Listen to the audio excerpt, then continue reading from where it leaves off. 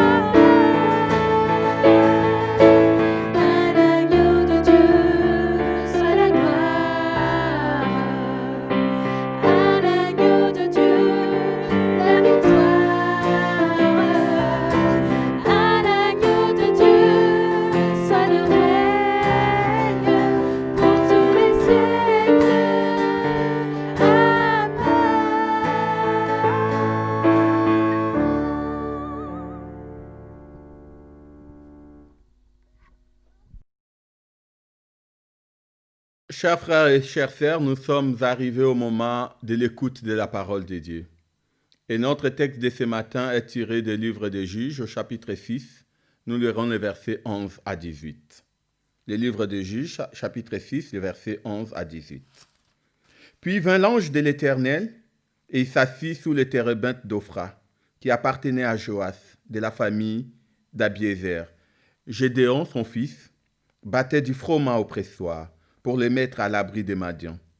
L'ange de l'Éternel lui apparut et lui dit, « L'Éternel est avec toi, vaillant héros. » Gédéon lui dit, « Ah, mon Seigneur, si l'Éternel est avec nous, pourquoi toutes ces choses nous sont-elles arrivées?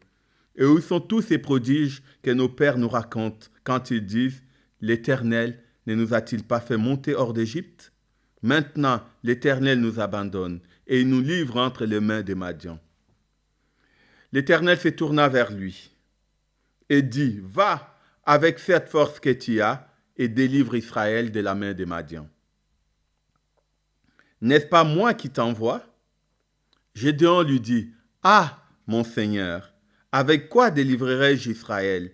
Voici, ma famille est la plus pauvre en Manassé, et je suis le plus petit dans la maison de mon père. » L'Éternel lui dit, « Mais je serai avec toi, et tu battras Madian comme un seul homme. » Gédéon lui dit, « Si j'ai trouvé grâce à tes yeux, donne-moi un signe pour montrer que c'est toi qui me parles.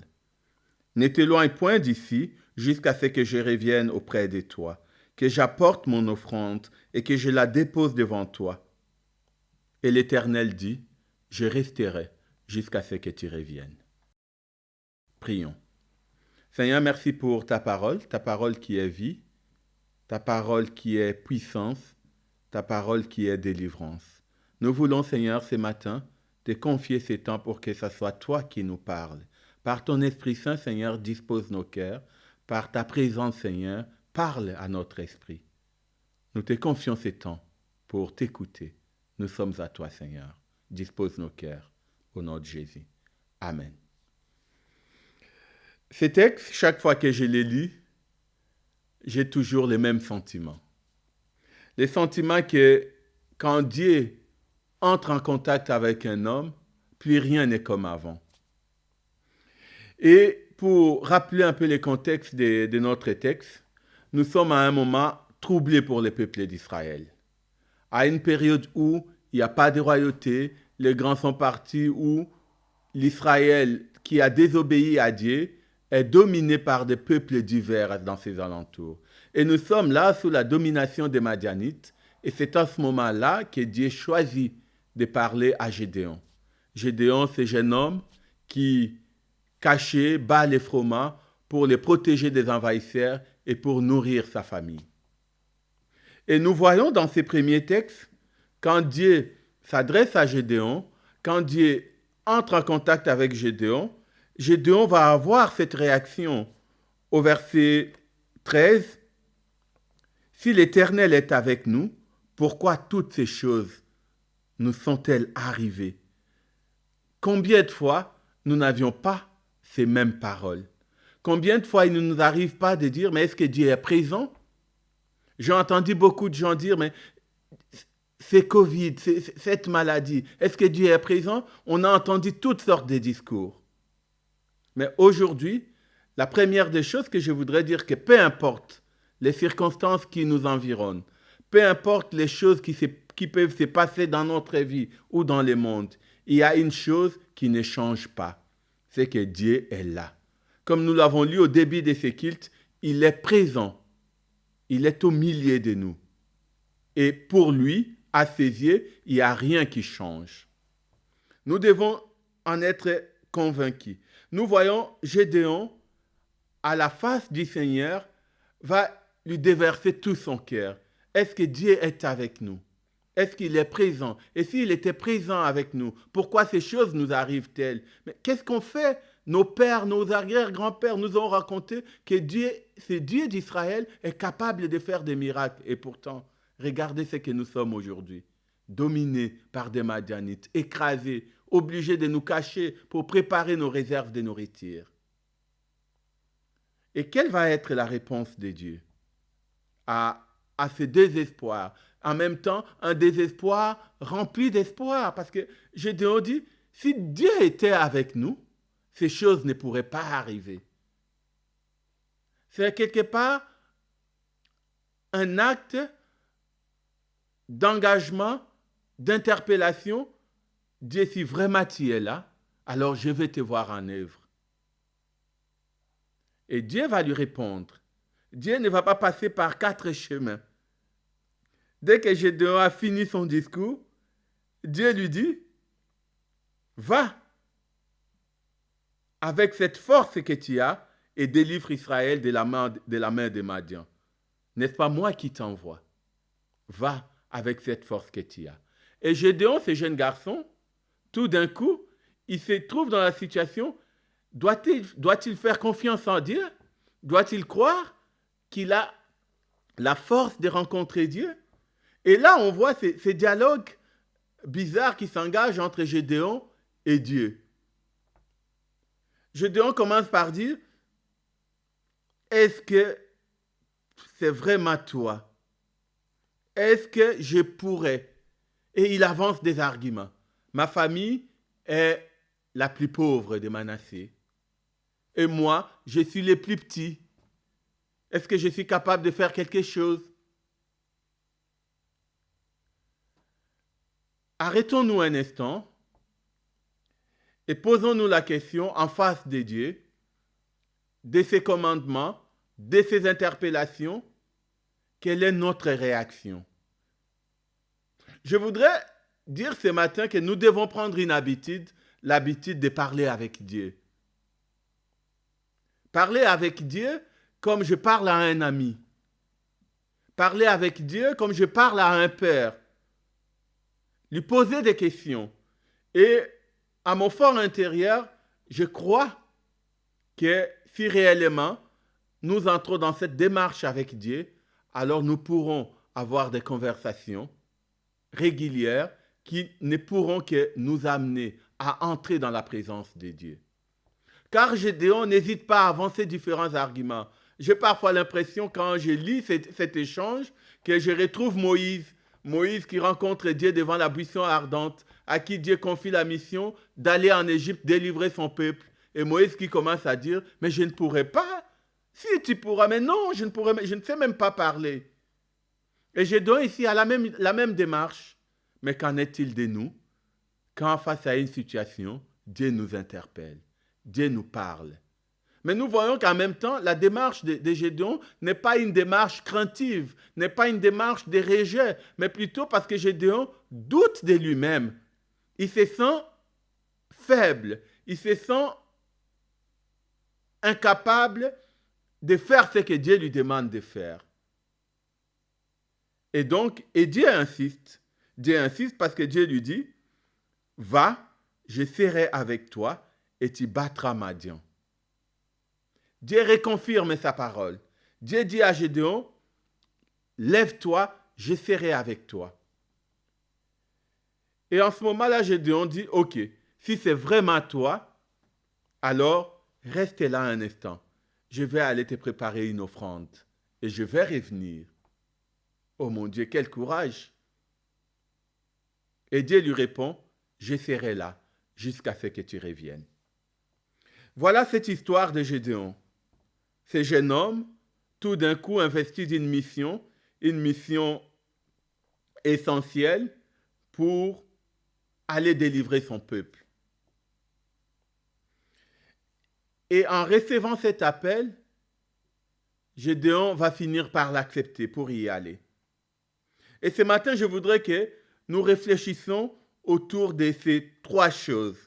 La première chose, quel est le degré de notre engagement vis-à-vis de l'appel que nous recevons de Dieu, ou qu'est-ce que nous sommes prêts à faire pour notre marche avec le Seigneur. Et la deuxième chose que je voudrais vraiment répéter aujourd'hui, c'est le fait de dire que quand Dieu est avec toi, peu importe tes problèmes, peu importe tes manquements, si tu agis au nom de Dieu, sa présence, sa puissance, sa parole t'accompagne. Et comme il le dit lui-même, qu'il n'envoie pas sa parole et que celle-ci revienne à lui sans produire des effets. Nous devons donc être convaincus que la parole de Dieu est une puissance, comme le dit Paul, l'évangile est une puissance de Dieu pour le salut de quiconque croit. Si nous croyons cela, alors nous pourrons nous aussi l'expérimenter dans notre vie. Et la dernière chose que je voudrais dire, qui est le complément direct de celui-là, c'est que quand Dieu t'appelle, il te donne le moyen de réaliser son appel. Il te donne les armes pour réussir la mission à laquelle il t'appelle. Alors, interrogeons-nous sur les premiers points, les degrés de notre engagement vis-à-vis de Dieu. Gédéon, ces jours-là, était simplement caché. Il avait peur des ennemis, des envahisseurs, des occupants, et en train de préparer les fromages pour sa famille. Mais quand Dieu lui apparaît, on découvre que Gédéon est non seulement conscient que son peuple a un Dieu, mais que ce Dieu-là est capable de faire de grandes choses. Gédéon ne s'arrête pas aux circonstances, il ne les nie pas, mais il est convaincu que malgré ces circonstances, si Dieu était avec eux, ces choses ne pourraient pas arriver. Mais Gédéon avait raison, parce que la Bible nous dit que toutes ces choses sont arrivées au peuple d'Israël parce que le peuple d'Israël a désobéi à Dieu. Alors Dieu l'a lâché. Et c'est comme ça que des Madianites, différents envahisseurs, ont occupé le pays d'Israël. Effectivement, face au mal, face au péché, Dieu n'est pas là. Nous avons souvent tort de rejeter sur Dieu nos propres responsabilités, nos propres échecs ou les problèmes de ce monde en disant c'est la faute de Dieu. Gédéon le dit presque, mais il le dit d'une manière positive. Si tu étais avec nous, ces choses ne pourront pas arriver. Parce que Gédéon croyait que Dieu, quand Dieu est présent, les choses s'arrangent, les choses marchent parce que Dieu est là, comme nous l'avons lu au début de ces textes. Alors qu'en est-il de nous, de notre vie, de notre engagement? Nous sommes conscients que si nous marchons avec Dieu, jour après jour, si nous lui faisons confiance, si nous passons du temps avec lui, en prière, en lisant sa parole, Dieu nous accompagne? Oui, Dieu est présent et il est fidèle. Quand il promet quelque chose, il le réalise. La deuxième chose, c'est cette mission que Dieu peut nous donner.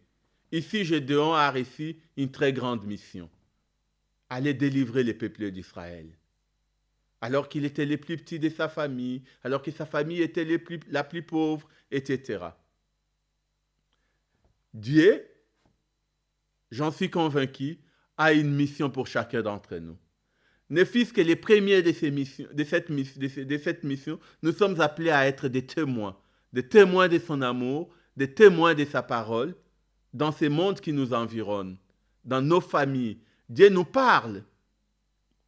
Il parle à chacun d'entre nous. Il nous appelle à nous engager pour lui, à témoigner de son amour, de sa parole. Et cette mission-là est à notre portée. Et nous pouvons la réaliser si nous faisons confiance au Seigneur, si nous prenons pour vérité sa parole, cette parole qui nous dit « Allez, faites des nations mes disciples », cette parole qui nous dit « Vous êtes appelés à être sel et lumière du monde ». Nous n'aurons pas tous le privilège d'être des héros vivants comme Gédéon pour délivrer des pays occupés. Mais nous avons tous le pouvoir et l'occasion d'être les relais par lesquels Dieu va délivrer une âme de l'enfer. Et cette délivrance-là vaut plus que toutes les révolutions, vaut plus que toutes les batailles gagnées par Gédéon. Parce que c'est pour ça que Christ est venu sur la terre. Et au-delà de cette mission à notre portée, chacun peut être appelé différemment. Si tu ne connais pas ta mission, peut-être il est temps de demander à Dieu, Seigneur, que veux-tu que je fasse de ma vie? Et Dieu te parlera, Dieu te répondra. Le troisième point, comme je l'ai dit, c'est que quand Dieu appelle, quand il te donne une mission, il te donne les moyens, la force et le pouvoir de l'accomplir. Il n'a pas envoyé Gédéon seul. Il a dit à Gédéon, va et je serai avec toi. Et avec cette force que moi je te donnerai, tu battras mendiant. Et en lisant les restes de ces récits de l'histoire de Gédéon, nous voyons que les batailles de Gédéon ont été des batailles remportées par Dieu, par sa puissance, par sa présence. Ainsi en est-il de quiconque qui parmi nous mettra sa confiance en Dieu, acceptera la mission que Dieu lui donne pour pouvoir être un ouvrier entre les mains de Dieu. J'ai souvent l'habitude de répéter ce texte que je lis un jour et qui m'a marqué tranquillement, que nous sommes, en tant que chrétiens, en tant qu'hommes, nous sommes les pieds de Dieu sur cette terre. Et que Dieu ne peut pas marcher si nous les privons de nos pieds. Que nous sommes les mains de Dieu pour aider, soutenir les gens qui sont faibles. Et que nous sommes les voix de Dieu pour parler au monde, pour parler à notre entourage de ce que Dieu veut leur dire. C'est à cela que tout chrétien est appelé. C'est cela notre mission. Et que ces temps de séparation, ces temps de difficultés, ces temps présents ne puissent pas nous faire oublier l'essentiel. Dieu continue à nous aimer et il nous appelle à les servir. Et il nous donne les moyens de les servir. Plus que jamais, dans ces temps de doute, dans ces temps de souffrance, nous sommes appelés à être des porteurs d'espérance. Nous sommes appelés à transmettre cette force de Dieu aux gens autour de nous. Nous sommes appelés, nous, à être les premiers témoins. La Bible ne le dit pas, mais j'ose imaginer quand je dois rentrer chez ses parents pour leur dire « Ah, Dieu m'a parlé et il m'a envoyé délivrer Israël. » Mon Dieu, comment il aurait été accueilli, comment cet accueil a eu lieu avec ses parents. Ainsi en est-il de nous parfois, nous n'osons pas, parce que nous avons peur du regard des autres. Mais quand Dieu parle, quand Dieu nous donne une mission, quand la parole de Dieu est prononcée, c'est pour que nous puissions, nous, être porteurs de cette parole, porteurs de ces messages et être des agents, des acteurs du changement autour de nous, parce que nous sommes porteurs de la puissance de l'Évangile, parce que nous sommes habités par Christ. Et c'est comme ça que Paul pouvait dire, ce n'est plus moi qui vis, mais c'est Christ qui vit en moi. Et c'est au nom du Christ que je fais tout ce que je puis faire. Aujourd'hui, que cette histoire de Gédéon puisse nous interpeller. Que cette vie de Gédéon, cette rencontre que nous avons liée avec Dieu, puisse nous pousser, nous aussi, à rechercher Dieu, à lui dire, Seigneur, si tu es avec moi, alors je pourrai être ton témoin. Si tu m'accompagnes, alors j'irai. Si toi tu me parles, je ne douterai pas, parce que tu es le Dieu vivant. Tu es le créateur du ciel et de la terre. Et aujourd'hui, c'est à nous, où nous sommes, que Dieu nous dit, allez avec ma force, allez avec ma parole, et soyez des témoins autour de vous, pour que ma parole soit annoncée, pour que ma puissance soit manifestée. Gédéon a bâti Madian, et il l'a fait au nom de Dieu d'Israël. Et nous avons Christ en nous pour être des témoins, pour pouvoir agir, pour pouvoir nous lever avec la certitude, l'assurance que Dieu est avec nous. Et quand Dieu nous appelle, il nous accompagne.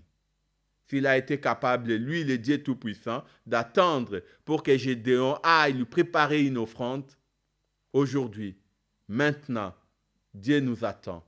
Il attend que nous lui apportons les témoignages de notre amour, que nous lui apportons l'acceptation de sa mission, que nous lui disons, Seigneur, nous voici prêts à te servir.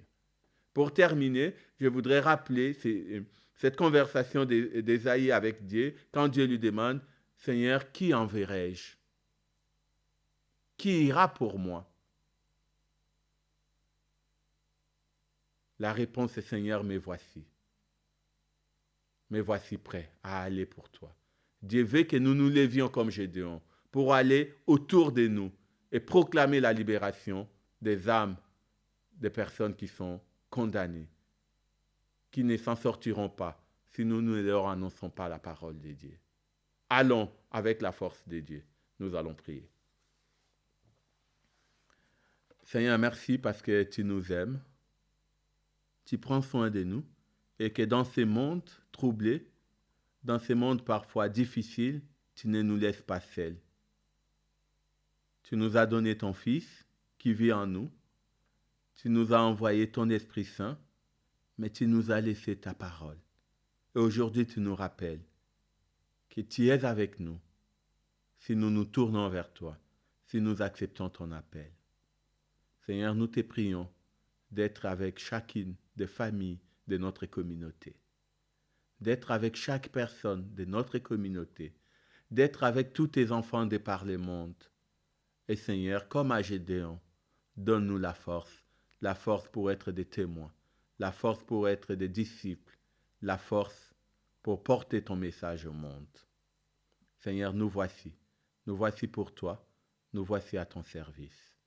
Merci pour ta présence, merci pour ton amour. Au nom de Jésus. Amen.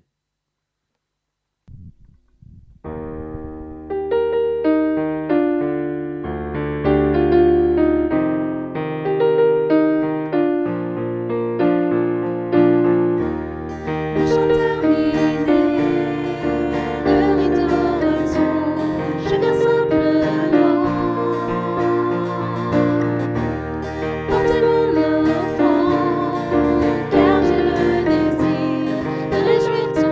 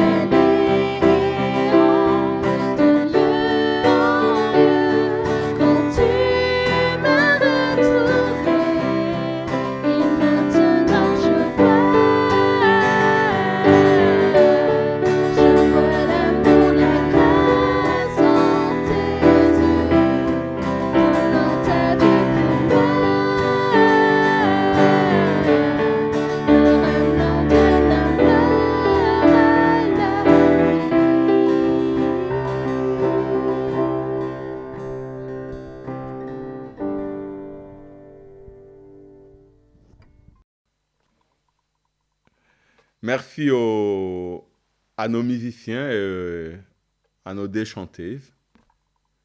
Nous sommes à la fin de ce culte et je voudrais simplement vous souhaiter un très bon dimanche. Sachez que Dieu est avec vous et qu'il est parmi vous. Que le Seigneur nous bénisse et qu'il prenne soin de nos familles. Bon dimanche à tous.